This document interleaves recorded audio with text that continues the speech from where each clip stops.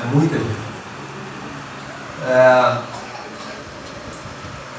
Festa, a gente come churrasco, faz canjiquinha. Quando acontece igual ano, a gente vai ler Lucas capítulo 19. Lucas capítulo 19. São 80 anos. Eu me lembro de um homem. Vocês conhecem um homem na Bíblia chamado Barzilai? Quem conhece um homem chamado Barzilai na Bíblia? O nome dele significa homem de ferro. E quando Davi estava fugindo de Absalão, Davi precisou de ajuda. E Barzilai ajudou o rei Davi. Aí quando o rei Davi está voltando agora vitorioso para o palácio, ele chama Barzilai. E Barzilai fala para ele assim: Davi, eu já tenho 80 anos. Eu estou muito cansado.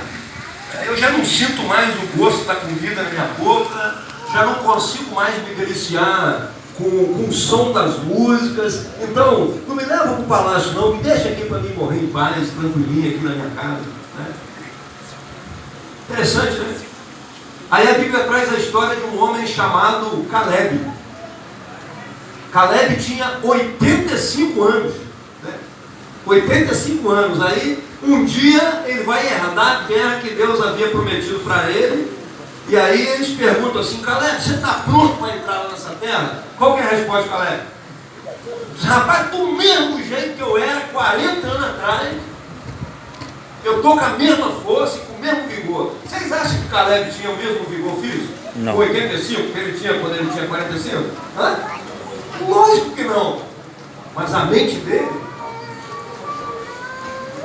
se Deus deu 85 anos, e se Deus estava dando mais um dia de vida para ele, o que importava para ele é que Deus era com ele. Então ele ia continuar vivendo. E é assim que acontece. Tem gente que morre antes. Tem gente que morre antes da morte chegar. E tem gente que vive e quando morre, morre vivendo. E depois que morre, a gente não consegue esquecer porque ela continua viva na gente e no coração da gente. Né? 80 anos. Ontem eu cheguei aqui e eu vi uma senhora de 98 anos. Parece uma bonequinha. Ela está aqui, não? Ela está aqui hoje? 89, senhora? Rapaz, dei mais 10 anos para ela. Né? Olha lá, 89 anos.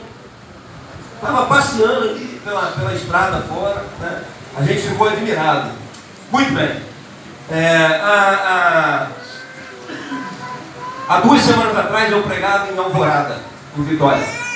Semana passada eu preguei numa cidade vizinha de São Paulo. Hoje Deus nos trouxe até aqui. Semana que vem a gente está em Goiás. Sabe qual a similaridade dessas 4 coisas? Dos 4 locais?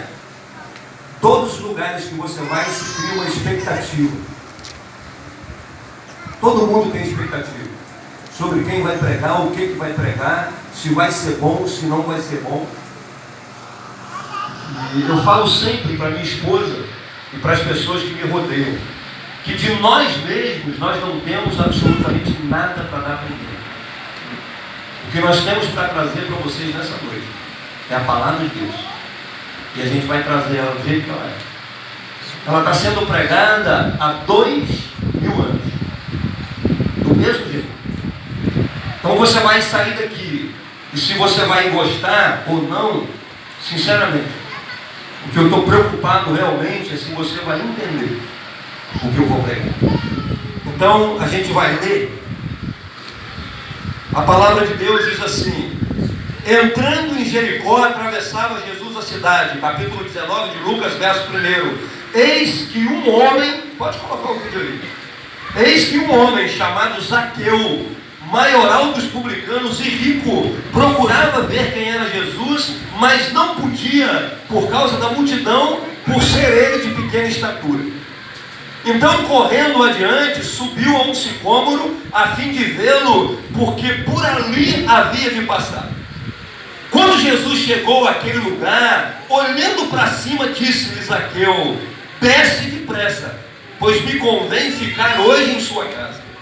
Ele desceu a toda pressa e recebeu a Jesus com alegria. Todos os que viram isto murmuravam, dizendo que ele se hospedara com um homem pecador. Entretanto, Zaqueu se levantou e disse ao Senhor: Senhor, resolvo dar aos pobres a metade dos meus bens. E se em alguma coisa tenho defraudado alguém, eu restituo 4 vezes mais. Então Jesus lhe disse: hoje houve salvação nessa casa, porque eis que esse também é filho de Abraão. Porque o Filho do Homem veio buscar e salvar aquele que se havia o quê? Perdido. Nessa noite, eu queria falar para vocês do dia em que a nossa identidade muda. E que você carimba um documento que te dá acesso para você viver a eternidade nesse lugar de todos os hinos, ou quase todos os hinos que foram cantados aqui nessa noite. E se esse dia, se essa identidade, se a sua marca, ela não for colocada como nesse dia aqui, desse texto, você não vai estar lá. Não vai estar lá. A gente prega e a gente está cansado de falar que o inferno é uma realidade compreendida tarde demais. E que o céu, ele está cheio de pessoas que sabem que mereciam o inferno, enquanto o inferno está entupido de pessoas que achavam que mereciam o céu, porque nunca tiveram um encontro verdadeiro com Jesus. E esse é o tema daquilo que a gente vai falar hoje: um encontro verdadeiro com Jesus Cristo. E nesse texto tão conhecido que a gente leu, eu quero que você olhe para a sua vida. Você que está aqui há muito tempo, você que está nos visitando, você que talvez está na presença de Deus, mas você não é nem sombra daquilo que Deus te chamou para ser. Eu queria que você olhasse para a sua vida. E eu queria começar com um pequeno vídeo. Eu queria te mostrar algo que acontece lá na África, no norte da Nigéria, enquanto eu e você estamos desfrutando esses momentos aqui em Itaperuninha. E quando acabar, a gente vai comer uma bela refeição. Enquanto isso, eu queria que vocês prestassem atenção no que é o cristianismo vivido de uma forma real. Observe o que vai passar nesse vídeo. Pode colocar para nós. Sim, porque é relativo. Na Nigéria, muitas pessoas do nosso rebanho estão a apenas um momento da morte. Morte por fome, doenças, água poluída. Os alunos levam horas para chegar à igreja a pé.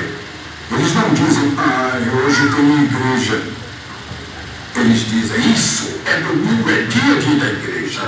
No interior, as pessoas não têm dinheiro. Elas trazem cenouras, ovos, leite.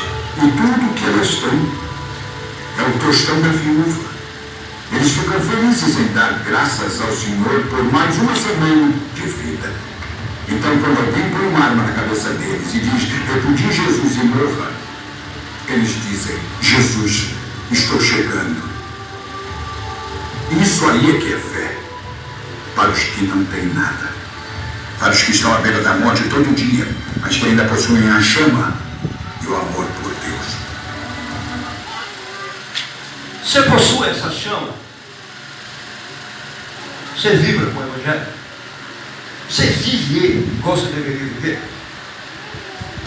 Quando a gente vai para a Bíblia Sagrada e a gente começa a olhar a essência do Evangelho, se você, como pregador, você quisesse resumir tudo aquilo que é o Evangelho num pequeno versículo, você poderia abrir a sua Bíblia em Atos dos Apóstolos, no capítulo 3 e no verso 19, e você leria assim. Isso é muito simples. A essência do Evangelho é: arrependei-vos e convertei-vos para que sejam cancelados os vossos pecados. O ser humano que ele não se arrependeu dos seus pecados, e ele não teve uma mudança de direção de vida. Ele ainda não compreendeu exatamente o que é viver para Jesus, o que é céu e inferno, o que é vida espiritual. E ele não compreendeu, sobretudo, que o tempo passa muito rápido. Estava olhando as fotos. A primeira vez que eu vim aqui, eu tive o privilégio de encontrar e ver o seu Jô. Foi muito bom ver e estar com ele, né? E eu tinha o desejo de poder reencontrá-lo, mas Deus não me deu esse privilégio. Na segunda vez que eu vim aqui, e isso foi no ano passado, eu estava na casa da nega, né? Do Pelé, isso? Eu estava na casa do Pelé e foi feita uma ligação de vídeo. E eu falava com um homem que estava no hospital e ele estava numa situação muito difícil. E esse homem partiu para a eternidade alguns meses depois. Essas fotos que vocês estão tirando hoje aqui, você pode ter certeza absoluta, nunca mais vocês vão tirar uma foto igual essa. Nunca mais. Nunca mais nós vamos conseguir juntar essas pessoas exatamente do jeito que está aqui. E certamente, no ano que vem, quando o outro irmão estiver aqui em cima, vocês vão lembrar de pessoas que estavam nessa data de hoje e que já não estão mais.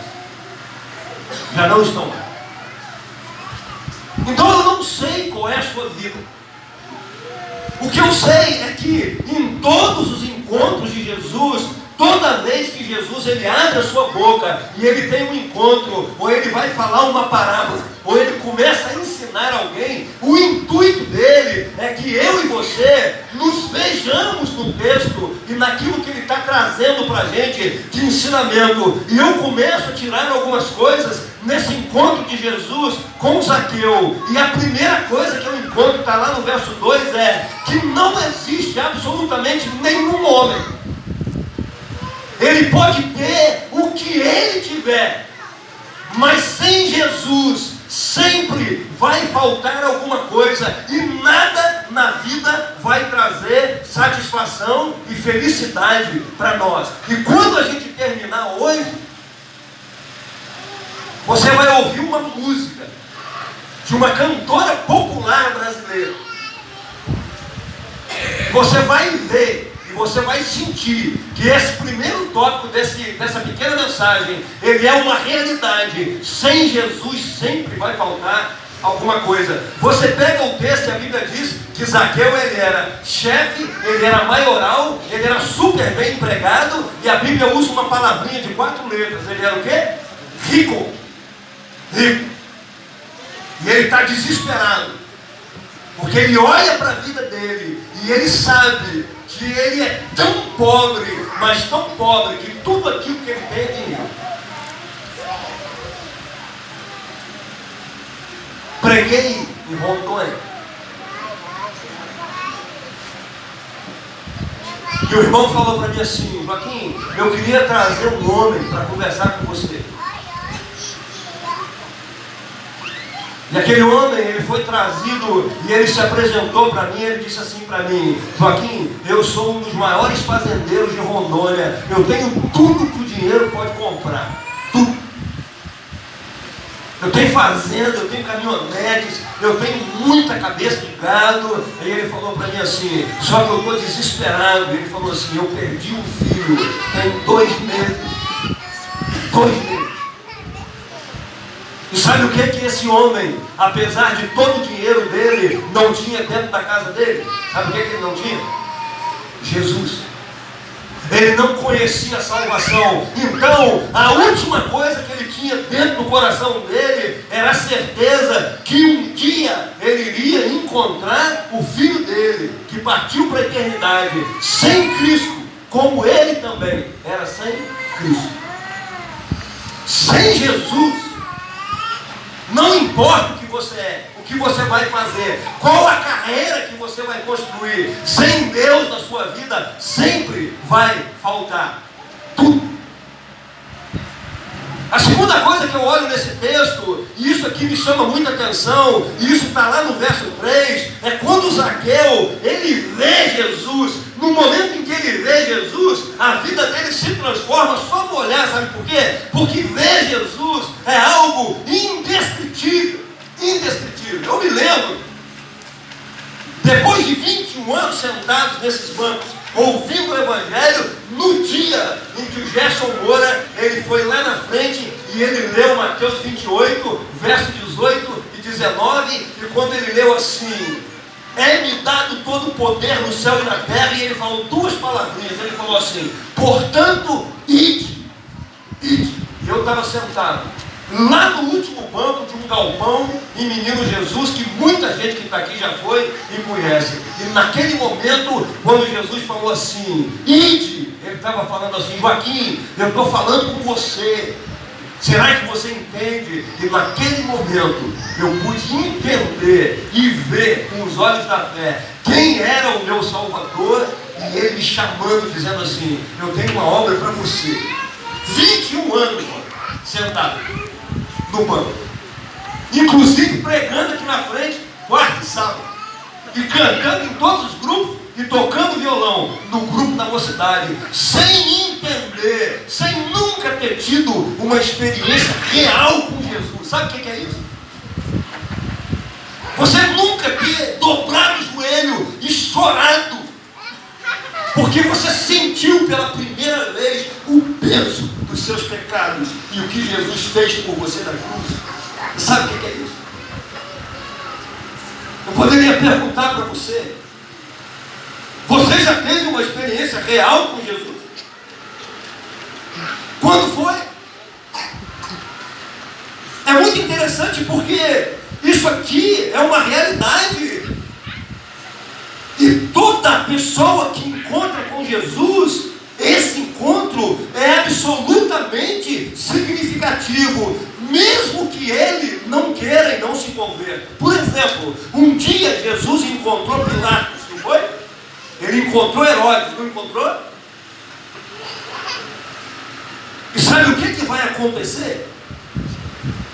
Jesus vai ter um novo encontro com Pilatos e com Herodes. E no primeiro encontro, Pilatos e Herodes julgaram Jesus num julgamento civil.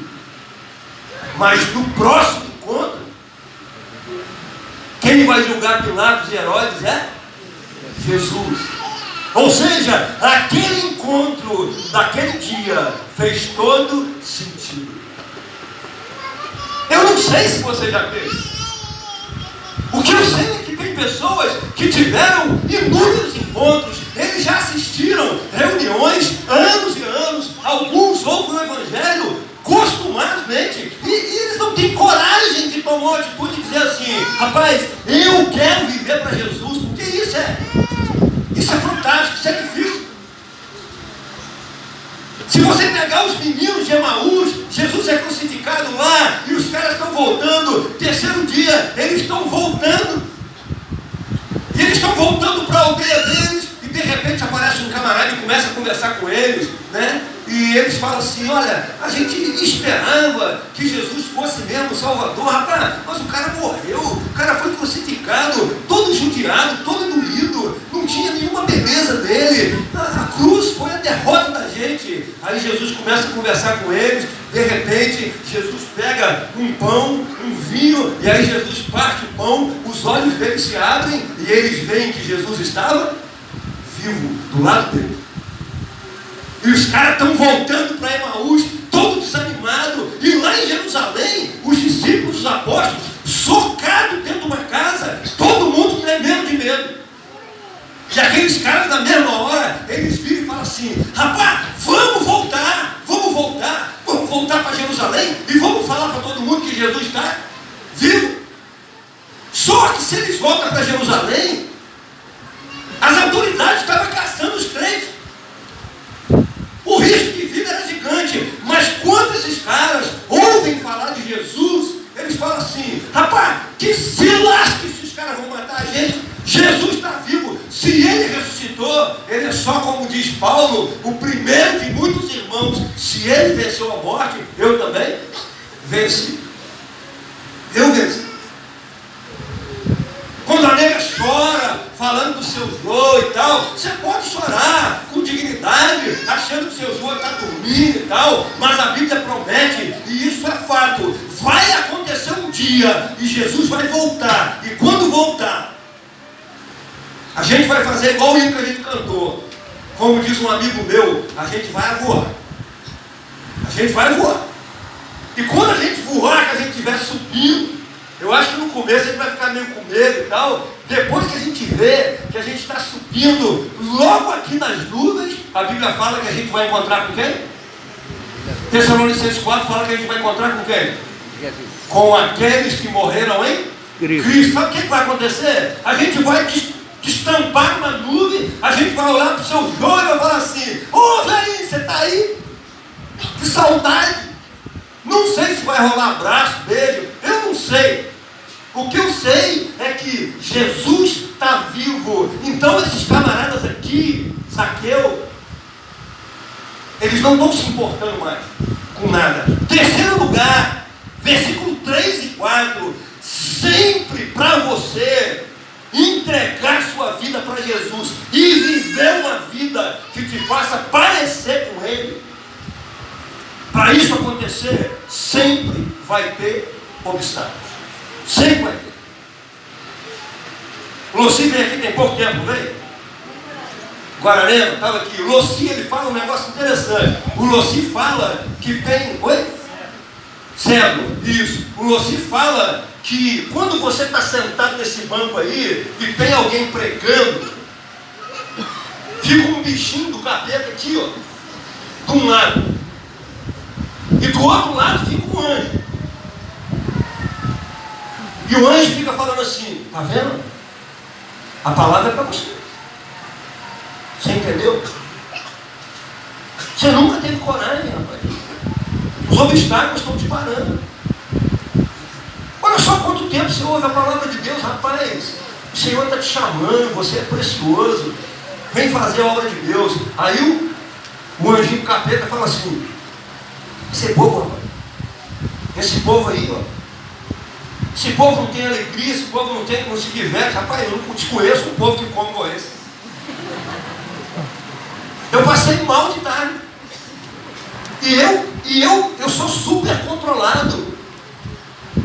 Mas eles entopem comida na gente, comida o tempo todo, comida. Os caras começaram a comer às 11 horas, comeram até 2 horas da tarde. Tinha um cara cortando churrasco, ele dava 4 cortes, era assim, ó. Ele comeu 25% do churrasco sozinho. Só que ele está acostumado. E você vê, ontem a gente cantou, tá aqui, ó. Ontem. A gente cantou até meia-noite, mais ou menos? 1 hora? Né? Sei lá, eu sei que eu fui dormir 1 hora. Eu nunca fiquei tanto na balada igual eu estou ficando aqui. Antes de ontem, nós dormimos que hora? Era mais de meia-noite, né? Eu mandei um recado para minha mulher, falei assim: Júlia, estou aguentando. E eu achei que eu era baladeiro, que eu gostava da noite, e que gostava de cantar e tal. Jânio, nós fomos almoçar, tinha 50 pessoas almoçando, Jânio. A mulher deu graça pelo arroz umas 3 vezes, que ela estava comendo o arroz acabar. E Deus multiplicou o negócio e sobrou. Eu fiquei abismado. Rapaz, esse espírito maldito, ele vende pra gente o seguinte: que ser crente não é uma coisa boa. Você sabe por quê? As maiores conversões do povo de Deus, elas acontecem no acampamento. Sabe por quê? Porque nas reuniões comuns, o camarada chega quase na hora da reunião, começa a reunião, ele não conversa com ninguém, acaba a reunião, ele, ó, rala peito, não é assim? Se manda. Rala peito, eu estou falando só para os jovens, tá, galera? Se retiram para as suas casas, os mais maduros, tá bom? Né? Não é assim, o pessoal vai embora. No acampamento, os caras passam 3, 4 dias juntos. Aí eles falam assim: rapaz, eu não sabia que o Gustavo era tão bobo desse jeito. E aí ele começa a olhar, o crente ri, o crente brinca, o crente é leve, o crente não tem preocupação. Não essas preocupações loucas.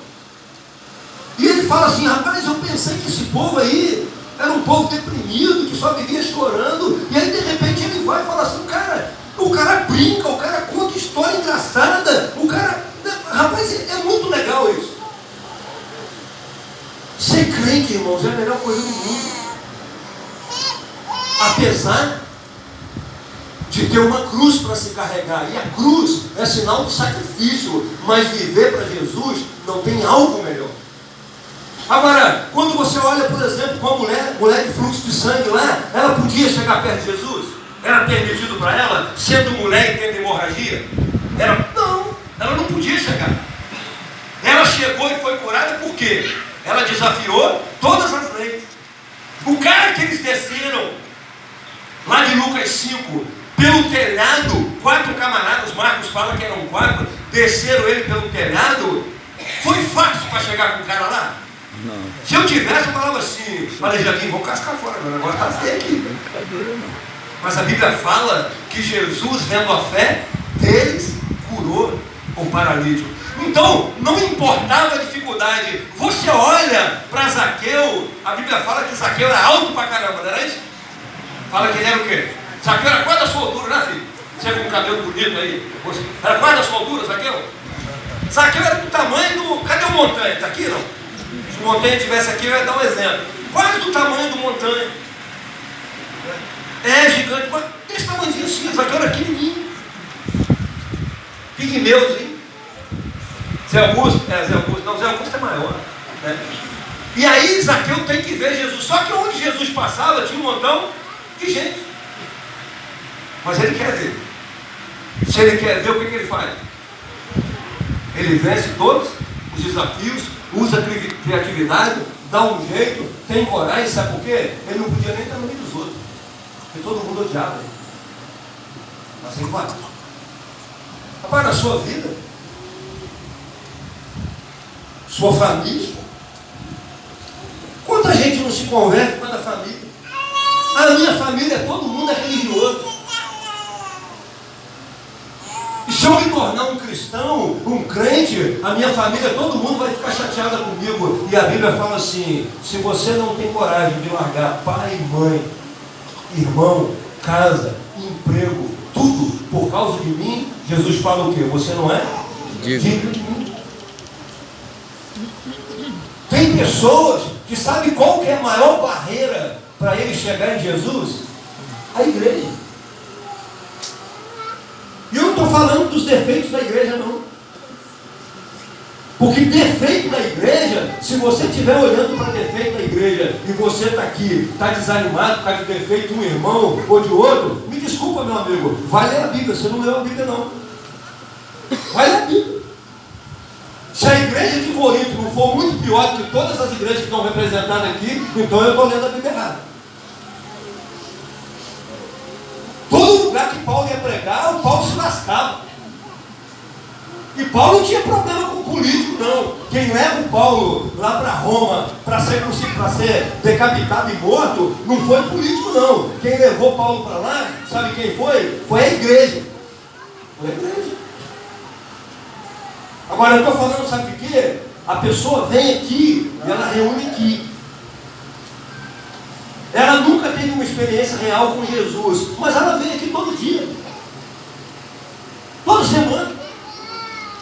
E ela acha que por causa dela vir aqui uma vez por semana, ou participar de congressos, encontros, ou ser amigo e estar aqui, o Senhor, Ele vai levar quando Ele vir. Deixa eu falar uma coisa para você.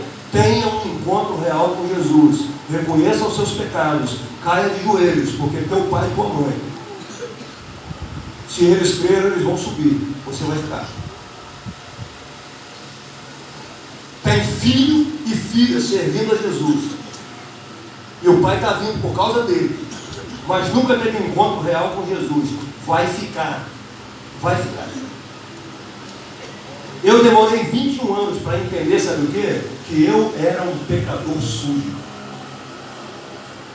Eu era sujo. E eu precisava de Jesus. Você não vai ser perdoado dos seus pecados se você não tiver consciência que você é um pecador. Se você estiver duvidando do que eu estou falando, abre a sua Bíblia em Atos capítulo 2, capítulo 3, capítulo 4 e capítulo 5. Está escrito assim: vocês mataram o Filho de Deus.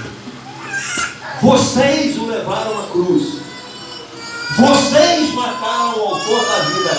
Quem matou Jesus não foi Pilatos com a covardia, não foi Herodes com a zombaria, não foram soldados romanos com a ruindade. Quem matou Jesus foi o meu pecado, foi o seu pecado. E você precisa reconhecer isso. Quarto lugar, verso 5, a Bíblia fala uma coisa muito interessante. Ela vai dizer o seguinte: que Jesus sabe tudo a seu respeito. A Bíblia fala que Zaqueu está em cima da árvore, não é assim? Zaqueu não está em cima da árvore. E aí Jesus chega debaixo da árvore, e Jesus olha para cima, e ele fala assim: ô meu amigo, quem é você, cara? Não foi assim que Jesus falou? Jesus falou o quê? Zaqueu, desce daí. Nunca tinha visto. Nunca. Ele chega, ele chama ele pelo nome. Pessoal, prestem atenção, fiquem tranquilos. É criança, relaxa. Tentem ficar ligados. Jesus sabe tudo a seu respeito. Ele sabe o que você está sentindo na sua mente, no seu coração, agora, sentado aí. Ele sabe se você está desesperado, doido que isso aqui acabe logo, ou se você está vibrando com esse encontro. Ele sabe tudo o que você fez durante essa semana. Ele sabe. Ele sabe o que você está fazendo na sua vida conjugal. Ele sabe o que você está fazendo no seu namoro. Ele sabe se você está em pecado. Ele sabe. Ele sabe se você é fiel. Sabe uma coisa muito interessante sobre esse texto? Você sabe o que significa o nome Zaqueu no hebraico, no grego? O nome de Zaqueu significa casto, puro. Mas você vai olhar para a história de Zaqueu. Zaqueu, ele traiu a sua pátria, ele traiu seus amigos, ele traiu todas as pessoas que estavam em volta dele, ele traiu o chamado que Deus tinha para ele, e ele se tornou, segundo as próprias palavras dele, ele se torna um ladrão, um cara que não valia quase nada. E Jesus chega perto dele. Quinto lugar, Jesus não abre mão de nós. Ele fala assim: eu quero ir para a sua casa, eu quero ficar com você. Sabe, quando chega alguém aqui perto da gente e chega com a vida toda destruída, toda arrebentada, e a gente às vezes como igreja joga a pessoa